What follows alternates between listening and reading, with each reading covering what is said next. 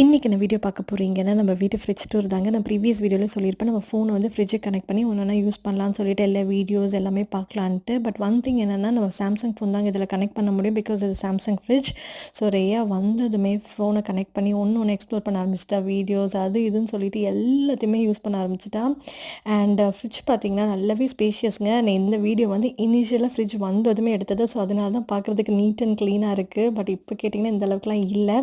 So எதுவுமே அடுக்காமல் அப்படியே fridge எப்படி புதுசாக வந்துச்சோ அப்போவே எடுத்த வீடியோனால தான் இவ்வளோ நீட்டாக இருக்குது பார்க்குறதுக்கு. உண்மையாகவே சொல்லணும்னா நல்லா பெருசாக இருக்குங்க. நிறைய திங்ஸ் ஃபிட் பண்ண முடியுது.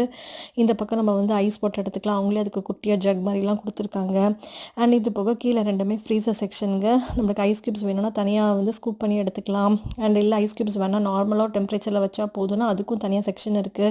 உண்மையாகவே சொல்லணும்னா இந்த ஃப்ரிட்ஜ் வந்து சூப்பராகவே இருக்குது, நல்லா ஸ்பேஷியஸாகவும் இருக்குங்க. கண்டிப்பாக இந்த வீடியோ பிடிச்சிருக்கும்னு நினைக்கிறோம். இதே மாதிரி நெக்ஸ்ட் டேட்டில் மீட் பண்ணலாம். பாய்.